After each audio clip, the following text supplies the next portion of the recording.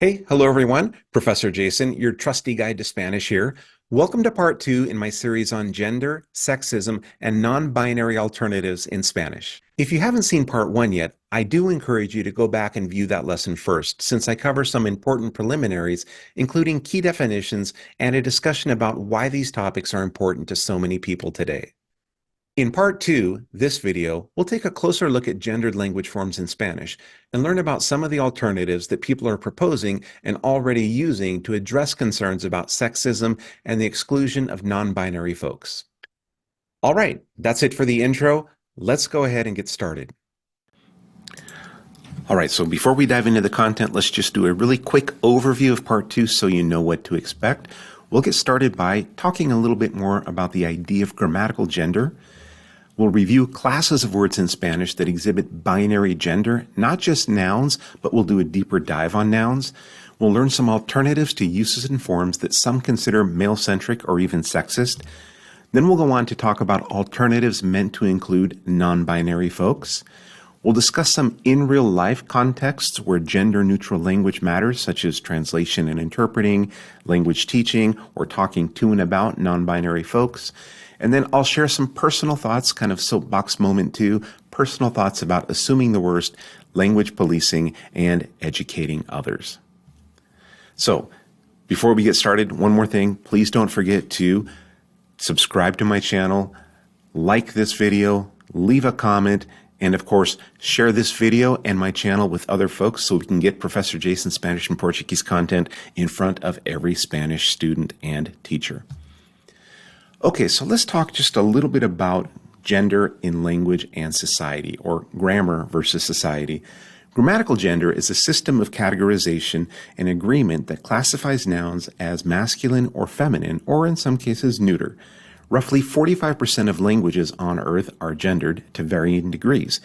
It's important to understand that the linguistic or grammatical notion of gender in language is not the same as social, societal, or biological notions of gender and sex, at least not usually, not in the vast majority of cases. However, that is not to say that semantic features, syntactic functions, or mere inflections are unrelated to our ideas about gender in society. For example, the authors of an article published in Frontiers in Psychology in 2019 observed that, quote, "The way we perceive women and men in society is partly grounded in the way we speak or write about these two groups. As such, language acts not only as a vehicle for beliefs, but also as a tool that builds them. One can easily argue that language biases gender representations through its communicative functions. However, language contributes to biased gender representations in other ways, with its intrinsic characteristics creeping into the way we perceive women and men." Here then, intrinsic characteristics refers in fact probably to grammatical gender. But what exactly is that? Well, let's pause for just a minute and consider the quotes on this slide. Really, it's just the same quote with its translation, attributed, who knows, with these attributions to Pablo Picasso, who is rumored to have said, "Aprende las reglas como un profesional para poder romperlas como un artista," right? Learn the rules like a pro so you can break them like an artist. And so it's that idea that if we're going to introduce alternatives, different ways of using Spanish, we want to know how Spanish works and its more or less standard variant. Okay? Keeping in mind I have rules in quotation marks because rules are just codified, right? Agreed upon sort of conventions of language usage, in my opinion. All right. So in Spanish, gender is binary. Every noun is either masculine or feminine. Nouns will take a masculine or feminine article such as el or la or un or una. And when we use other parts of speech associated with any noun, such as determiners or adjectives or pronouns, we select those that agree in grammatical gender, almost always reflecting this through a visible or audible form in the language. In most cases, the gender of nouns in Spanish does not in fact reflect, coincide with, or even allude to societal notions of gender roles or traits assumed to somehow correspond to biological sex, especially when it comes to inanimate objects or concepts. So as you can see from these examples, these are meant to illustrate that there is nothing intrinsically masculine or feminine about any of these words, right? El coche, car. any reason that should be masculine when la moto, motorcycle, is feminine? Why is la mesa, table, feminine, for example?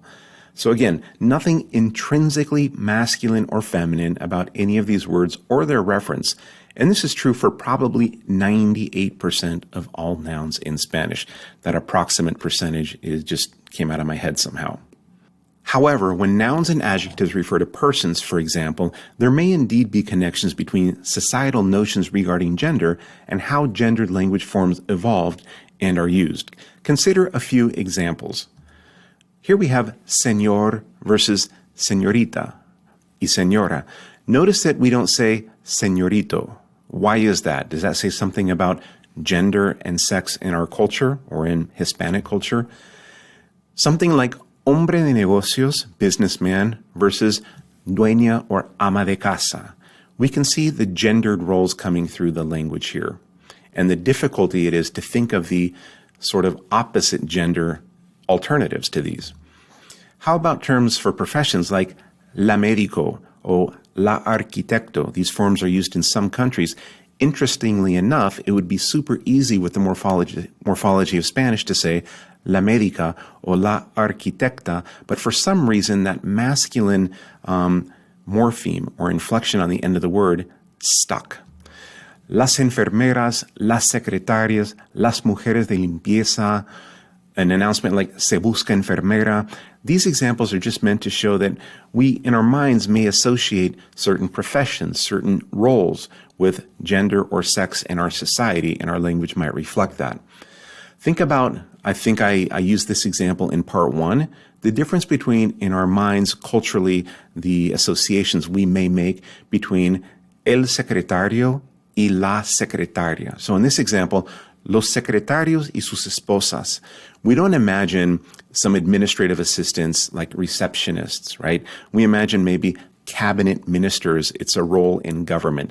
Los secretarios y sus esposas. And then we have, for example, the generic masculine, and we'll come back to this in a little bit more detail. Se invita a los profesores y a los alumnos. So an example of the generic masculine. So again, sometimes when nouns and adjectives refer to persons, there is indeed a connection to societal perspectives on sex and gender that you can spot. So again, obviously another class of words that exhibit grammatical gender are nouns. We'll come back to do a deeper dive, but all nouns in Spanish are either masculine or feminine. That's a fact. There are no exceptions. So you're used to seeing, configurations like el verano, el amor, los ríos, la primavera, la angustia, las palabras. So animate, inanimate objects, concepts, notions, ideas, they're all either masculine or feminine, and many times that's reflected in their, it's almost always reflected in their morphology and the articles or adjectives or determiners that surround those nouns in Spanish. So we'll come back to nouns and do a much, much deeper dive. They'll be the focus of this lesson.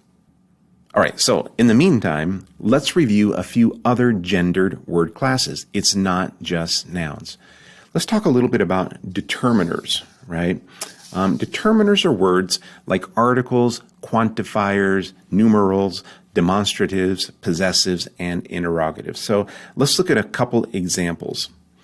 And typically, determiners will precede the nouns they agree with. So, los inversores perdieron mucho dinero. We have two determiners that both agree in number and gender with the nouns that they go with, right, for lack of a better word. Llegaron 300, feminine, 300 familias. So that determiner has a feminine and plural inflection to match the noun familias.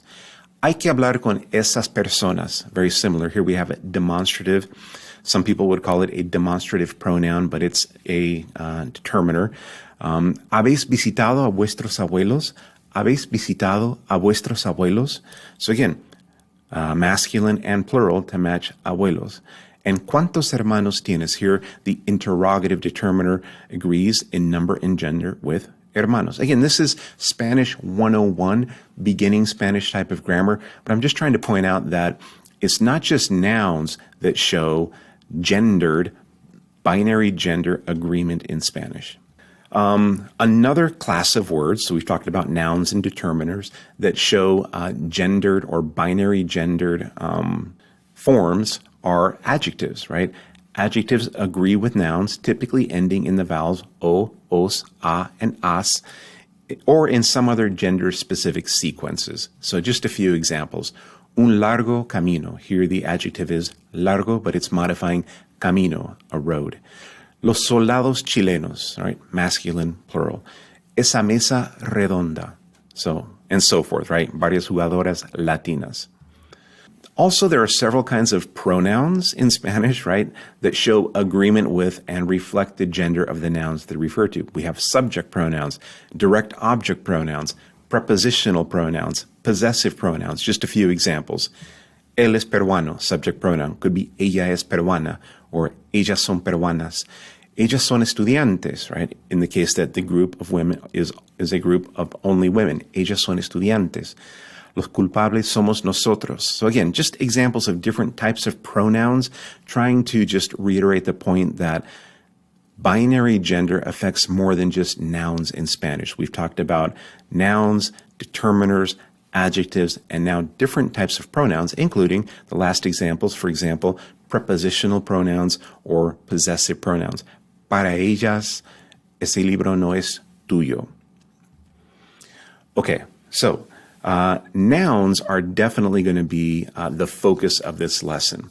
And we're going to talk about several types or classes of nouns. Remember, why are we doing this stroll down Spanish 101 memory lane? Well, you'll see as we progress that we're going to break way beyond Spanish 101, beginning Spanish, because nouns is a large class of words in Spanish and any other language, and we're going to look at different types. So here we're going to look at, as a type, and I've kind of invented at least this particular category, most common endings, right? So as you probably know, most nouns in Spanish end in o or in a in the plural forms, which usually corresponds to masculine and feminine grammatical gender. So el verano ends in o, it's masculine. El carro ends in o, it's masculine.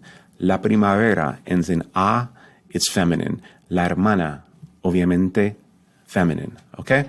Now, there are a few exceptions. Sometimes you will have a word that ends in a and it's masculine, like el problema, el tema, el clima. These are typically words that came from Greek, right? And they maintain that gender from that language. And then you have a couple of exceptions also, 3 exceptions. There's more than 3, but I have 3 on the slide here, of words that end in o and are actually feminine. Sometimes they're shortened forms, like la fotografía becomes la foto, la motocicleta becomes la moto, but la mano is probably the only word in Spanish that isn't a shortened form and is feminine despite ending in the vowel sound o, la mano. Okay, there are several other gender-specific endings. It's not just o and a. Consider, for example, the ending or, el inspector, masculine ending, or the ending age, masculine in Spanish. Curiously enough, and this is strange, in Portuguese, right, this equivalent is feminine, to sort of show you how it can be a little bit arbitrary based on the evolution of the languages, right? So in Spanish, it's el viaje, masculine. In Portuguese, it's a viagem, feminine. Then there are several, actually, alternatives to the simple a ending for feminine nouns in Spanish. We have the ción, la nación, decisión, ciudad, in other words, dad as an ending. Another example with tav, la libertad, actitud, and umbre, la incertidumbre. And there are dozens of words in Spanish that have these endings, right? Sion, dav, tav, tud, umbre. Okay? So just to point out that the most common endings, well, these are the most common gendered endings for nouns in Spanish. I just want to sort of zero in on nouns that refer to persons, right? There are many common root nouns, I call them, right?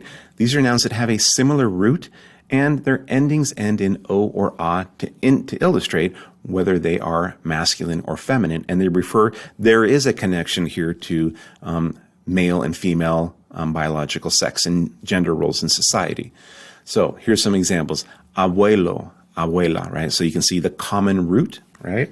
The common stem with just the inflection at the end, right? That vowel changing. Hermano, hermana, hijo, hija, niño, niña, mexicano. Almost all of the nouns for nationalities, right? Demonyms, I think we call them. Mexicano, chileno, australiano, primo, prima, profesor, profesora. So the point here is this is a whole category of nouns that refer to persons that derive from a common root or stem, and you can switch the grammatical gender, which coincides with biological sex or societal gender, simply by changing the vowel on the end. This is very relevant when we get to alternatives, right, to sexist or male-centric language, or alternatives that are more inclusive to non-binary folks. Okay, there are also a few other gender-specific endings for persons. Just a couple that I'll highlight here. You have the actor, we saw that on the previous slide, the OR ending for masculine, but we have the tris for feminine, actriz, right? Alcalde, mayor, and a feminine form might be or is alcaldesa, okay? Okay, there are also several noun pairings in Spanish that derive from completely different roots or base forms and refer explicitly to binary biological categories for sex or gender roles. So, as opposed to the ones on the previous slide where they came from a common root, these terms to refer to persons, right, men or women, male, female, or animals, actually have evolved historically in the language from different stems, different roots. For example, hombre, mujer, marido, mujer, padre, madre, different. Nuera, yerno, right? Although it is common, not necessarily common, but occasionally folks will say yerna and nuero. Macho, hembra, now getting into the animal kingdom. Toro, vaca, caballo, yegua. Okay, so again, just highlighting that there are some terms that refer to societal notions of gender or biological sex, perhaps more precisely, that derive from different stems in Spanish. There are also nouns and adjectives with endings like ta, te, and ista, for which the masculine and feminine forms are the same. So at least for those ending in te and ista, this is simple when you're looking for non-binary alternatives, right? Because the noun will exist, but you just have to be careful about your pronouns and adjectives and determiners. So here are some examples of nouns ending in ta that are common gender. You say el atleta, you also say la atleta, las atletas, los atletas griegos, right? So another example, compatriota, and there are dozens. El o la compatriota. With the te ending, you have, of course, presidente or intérprete. So those same word, right? We don't change the ending, but we would just indicate male or female using the article, right? Whether it's a definite or indefinite article. Un presidente, una presidente, las presidentes to make it, or intérpretes to make it plural. And then finally, the ending for some common gender nouns, ista, tenista, turista, and there are many, many more, right? In cases like these, when referring to persons, sex and gender markers may still be present, as I just mentioned, in other elements, such as determiners or adjectives. So if you look at the example of el turista italiano, both the el, the definite article, and the adjective, right, for nationality, italiano, indicate that this tourist is a male. All right, so beyond those nouns ending in te, ta, and ista, there are also several other frequently occurring common gender nouns. So just some examples, right?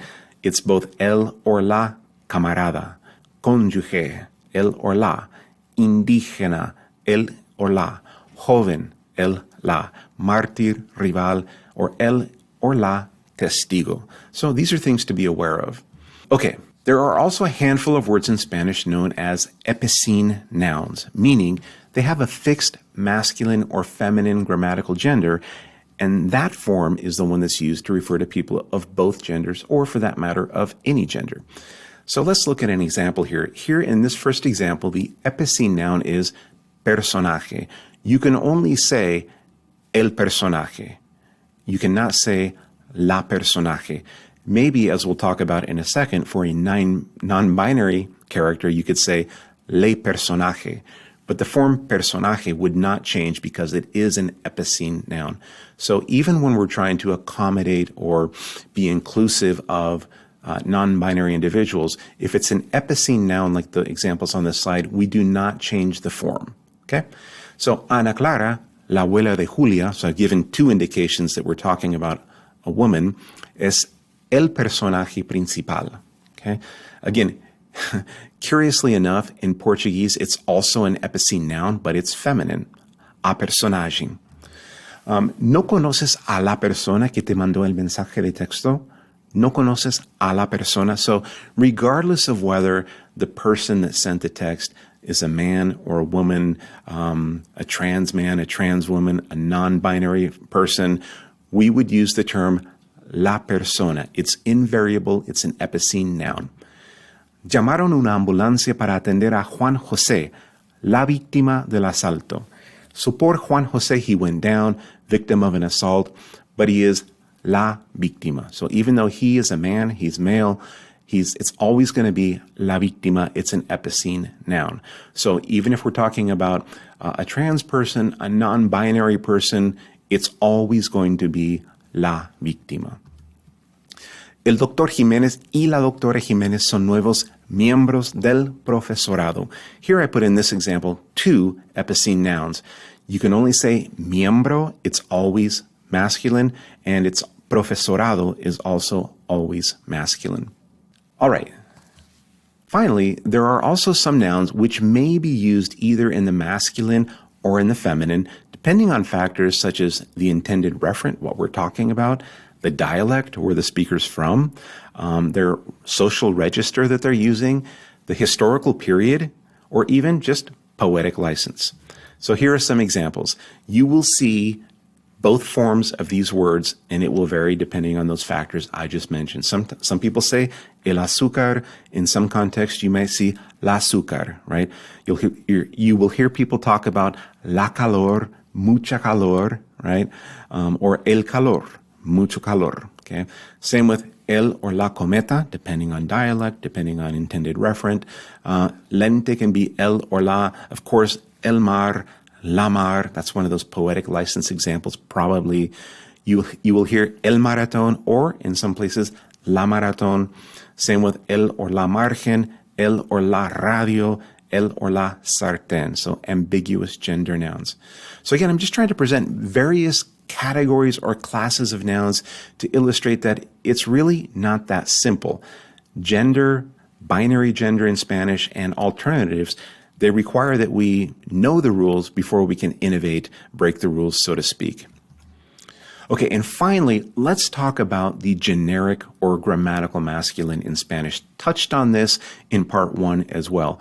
What is the generic masculine? Well, the generic masculine is the common practice of referring to groups with unknown or mixed gender composition. So some boys, some girls, some men, some women, one man, one boy, right, with several women, in the masculine. So look at the picture here. We see some male students and some female students, but we would always, in standard Spanish, in typical Spanish, use this generic or grammatical masculine form and say, los alumnos suelen estudiar juntos. And now we're starting to zero in on, that male-centric bias in Spanish and what some of the alternatives might be. Could we say, los alumnos y las alumnas? What are our options? Or here we have some boys and some girls, right? And we're going to use the generic masculine typically in Spanish. Los niños salen a jugar durante el recreo. Los niños, even though it's a mixed gender group. Finally, here again, men and women. But we would typically use the generic or grammatical masculine and say, los abogados se reunieron en su oficina. Note also, this is just kind of a detail, that the generic masculine extends to singular forms too. You might see or hear an announcement in an airport saying, el pasajero debe realizar el check-in antes de abordar, meaning all passengers, men, women, non-binary folks, whoever. El pasajero in the generic masculine. Now, again, I shared this interesting quote from La RAE, right? La Real Academia Española, which sort of, right, sets the standard rules or parameters for la norma culta, right, in Spanish.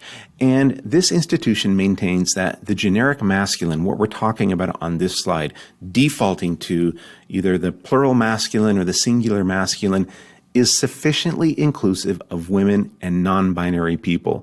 They hold that no alternative forms, like the ones we'll discuss in a second, are necessary. Take a look at that tweet. You can pause the video. Okay, so the question is, why are we here? Why are we talking about this? If Spanish has evolved over hundreds of years, this binary gender grammar, why do some people want to propose and are in fact already using forms that they consider to be more inclusive? Well, some folks feel that the gendered language forms in Spanish are either sexist and or exclusionary of non-binary people. So there are two issues. Touched on this again in part one. First issue is that Spanish is perceived to have a sort of male-centric bias. We just saw an example with the generic masculine. So some folks feel that defaulting to masculine forms is akin to linguistic patriarchy and perpetuates gender inequalities. New expressive forms provide alternatives to existing forms that reinforce cultural and or historical male-masculine biases. They provide alternatives to reliance on the generic masculine and related assumptions about sex and gender. The second issue, of course, relates to the exclusion of non-binary persons. So some people feel that binary grammatical forms exclude persons who identify as neither men nor women, boys or girls. In other words, non-binary individuals. Gender-neutral forms allow us to refer to non-binary persons in ways that acknowledge their gender identity. So we finally arrived, almost a half hour in, we finally arrived. Let's start talking about some of the alternatives to male-centric and language that may be exclusive or exclusionary when it comes to binary folks. Focusing first on alternatives to male-centric forms, right? These are alternatives that are meant to avoid reinforcing a male or masculine sexist bias through language. So in writing, and I'm sure that you have seen this by now, one solution that's proposed and in broad use is using the @ sign, or in Spanish, the la arroba, right? So you'll see forms like this. You can't really pronounce them because you can't say arroba in the middle of, another sequence. So instead of saying los latinos, mis amigos, un profesor inolvidable, some folks may use the arroba sign to include men and women, male and female individuals. Okay? But again, this can only work in writing. You'll also see the use of a slash with masculine and feminine forms. So you might see las maestras or maestros, la cliente, las estudiantes. Okay? Again, this works pretty well in writing. You can also use it in speech, right? Splitting out forms, or in Spanish, el desdoblamiento. Saying something like, instead of los invitados llegarán, using the generic masculine, you could say los invitados y las invitadas. That's desdoblamiento, or splitting out of forms. You could even reverse, right, and put the feminine first to sort of emphasize and be intentional about evening out this traditional male-centrism of Spanish. Las médicas y los médicos atendieron a las heridas y a los heridos. Another strategy, right, to sort of get at this traditional male-centrism of Spanish is to simply, when possible, this wouldn't always be possible, dropping the subject pronoun. So instead of saying ellos, which indicates masculine and plural, ellos llegarán a las 19, just simply saying, dropping that subject pronoun and saying llegarán a las 19. You can also use the passive voice when possible and exclude the agent. So instead of saying in active voice, los cirujanos estirparon las balas, los cirujanos, again, is exclusive because what if some of the surgeons are women, okay?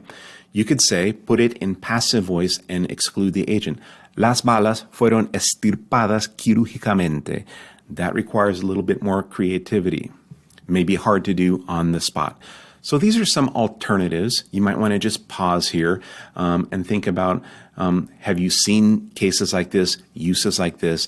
Can you think of any others? And in fact, I took all of these from this particular Wikipedia page, Gender Neutrality in Spanish. They have a whole table with probably 3 or 4 times this many alternatives. So I want to refer you to that page.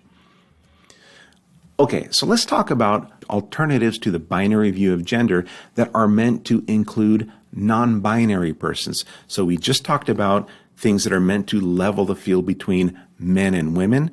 Let's talk about alternatives that are meant to be more inclusive, gender neutral, for non-binary folks. Okay, in writing, mostly in writing, you may have seen people replacing gender markers like O and A and their plural forms with X, right? So again, you may have seen these forms. Some of them are hard to say, but not all of them, right? So the first one I think is easy. You can say Latinx, Latinx. It's perfectly pronounceable. So don't necessarily believe folks when they say the X, right, isn't pronounceable in the, phonology of Spanish. It is. But it's much more complicated when you have a plural form, right? There they have a point. It's probably not easily pronounceable. So again, in writing, the use of the X is not to indicate that it's both men and women. It's to indicate that it's gender neutral. Men, women, non-binary persons, gender fluid individuals, and everything in between. In speech and writing, what's becoming very common is replacing the gender markers O and A with the vowel E. So you've probably seen these forms. This is the most probably popular way to use inclusive language or language that is inclusive of non-binary individuals. Hola, amigues, instead of saying amigos or even amigos y amigas. You can see, and I just want to emphasize this point, saying amigos and amigos y amigas is inclusive of men and women using that desdoblamiento, but it is not inclusive of non-binary folks if that's what you're trying to do, because amigos y amigas maintains the gender binary. Another example, chicos or chicas could be chiques, right? And you have to extend this out if you're using longer sequences. Tengo algunos alumnos no binarios, because remember, we have in this particular third example a determiner, algunos, algunas, algunes, and we have the adjective no binarios. So we have to put it all together using this same solution. Algunos, alumnes, no binarios. Similar thing in the fourth example, mi sobrine está nerviose, right? So again, it takes practice, it takes intentionality, right? Because of course we are accustomed and accultured and used to the gender binary, okay? And again, just as a reminder, my intention in making this video is not to tell you how to speak Spanish. Speak Spanish however you want, whatever makes you feel comfortable. I'm just trying to show you what these alternatives, emerging alternatives are.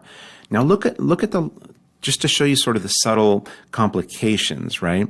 If you look at the fifth example, the final one on the slide, tú eres demasiado linde. Now, why haven't I changed demasiado? Again, if you're a beginner at this, you might say, oh, this has to be demasiado linde. No, demasiado, right, is an adverb. It's an invariable form. So you don't change it.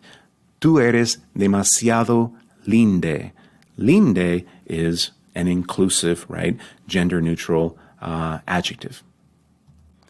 Okay, there's another sort of emerging phenomenon, and that is the creation and use of new non-binary personal pronouns, articles, and object pronouns, because we talked about how binary gender in Spanish affects not just nouns, not just adjectives, but also affects articles, pronouns as well, determiners, as we saw in the previous slide. So you can't say, if you're trying to be inclusive of non-binary folks, él, ella, ellos, ellas, nosotros, nosotras, vosotros, right?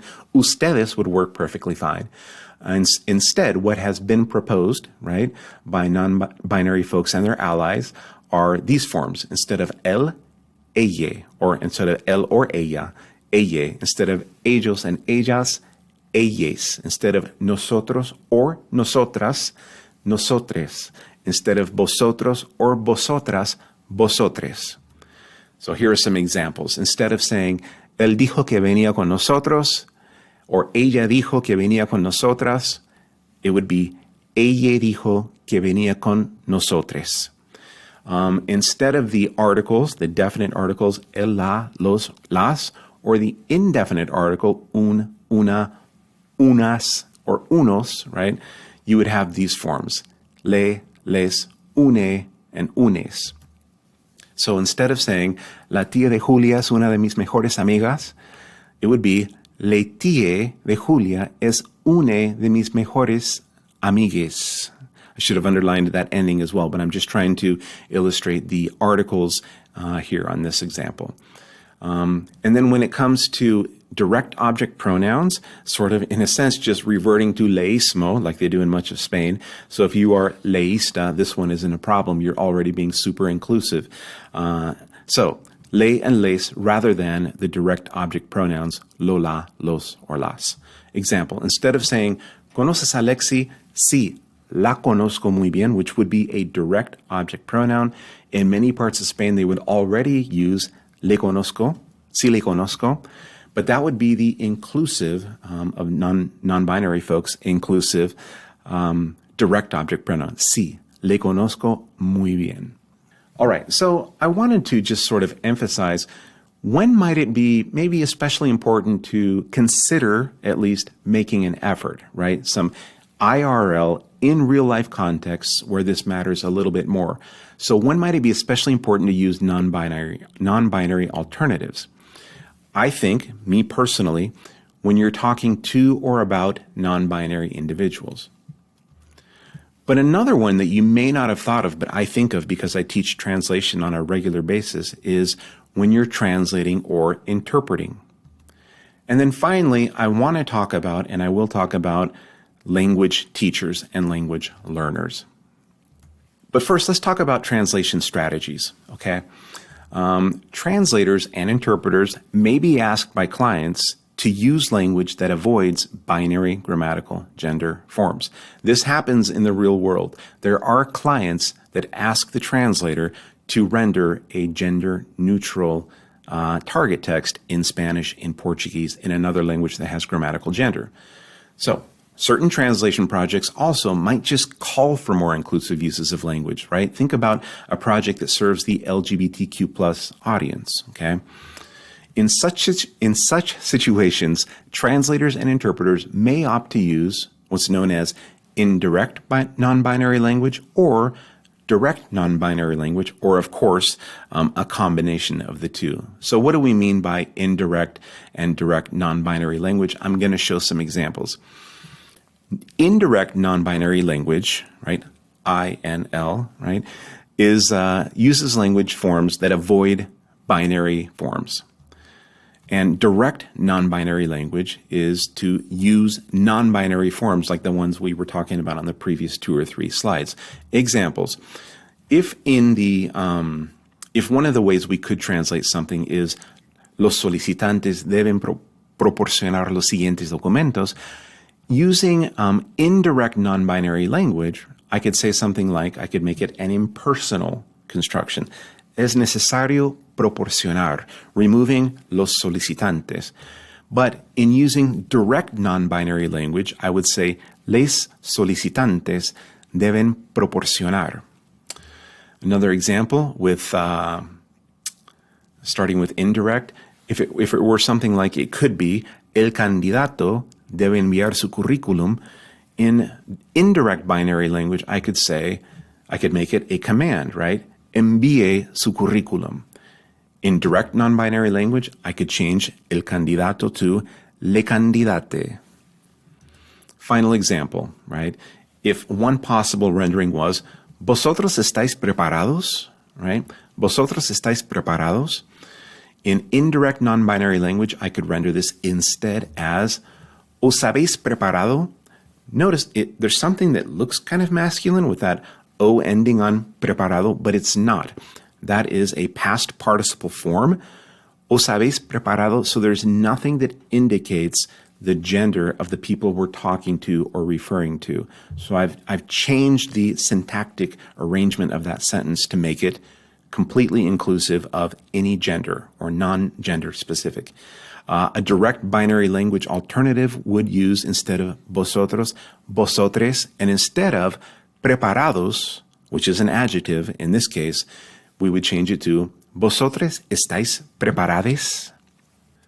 Let's talk about language teaching implications and language learning implications. When it comes to this topic, I believe that it's best practice for language instructors to emphasize the language forms and structures that are most commonly used and considered standard as a baseline. So we're going to emphasize standard forms as a baseline because we're teaching the language, in many cases our second or third language. Also important to make sure students understand the difference between the kinds of prescriptive norms backed by la RAE and actual language use. Teach the difference between standard and so-called non-standard and emerging forms, and the idea also that non-standard does not mean invalid. Make sure that students understand that language change happens all the time, that Spanish is constantly evolving, and that social media seems to be accelerating this change. Stay up to date as a language instructor on developments in non-binary forms and other types of inclusive language patterns, and be able to explain them to students. See, I'm not telling you to use them if you don't want to. I'm telling you, stay informed and be able to answer questions that come from your students. And then accept and don't penalize. This is my recommendation. Accept and don't penalize these newer or emerging forms in speech and writing when students use them intentionally and systematically. All right, at this point, we're almost done. I'd like to share a few of my thoughts and perspectives on the topics we've been talking about. Thank you for your patience so far. As we've seen, Spanish has evolved over hundreds of years to include overt markers for binary grammatical gender that affect various parts of speech. Thus, the fact that someone uses gendered language forms in Spanish, regardless of context, should not, in and of itself, be taken as evidence that they are ignorant, intolerant, sexist, transphobic, non-inclusive, or bigoted. They may be unaware of alternatives, unaccustomed to using them, have a more traditional approach, or disagree that morphemes are the key to inclusivity. Having said that, some people do intentionally use language in ways that are meant to be exclusionary and downright offensive. The difference is usually pretty obvious. So in the absence of evidence of sustained, obvious, and intentional disdain for women or non-binary persons, we should never accuse native speakers, language teachers, or especially language learners of being intolerant or non-inclusive simply because they persist in using, out of habit or principle, traditional binary language forms. I repeat, a commitment to the traditional grammar forms of a language is not enough to label a person intolerant or bigoted. Don't be that person. Please don't fall into the trap either of judgment and intolerance in this regard. Resist with every fiber in your being the urge to police the way others use language, especially when it's clear no offense is intended. Complicated though it may be, gauging a person's true intent or lack thereof is much more important than calling them out for using forms or even terminology you consider improper or outmoded. Fixating on forms while ignoring intent is a poor listening and reading strategy that can easily lead to misunderstanding actual messages. Finally, if somebody's unintentional or conscious language choices offend you personally, don't automatically assume that they're intolerant or bigoted. Instead, tell them how you would prefer to be referred to.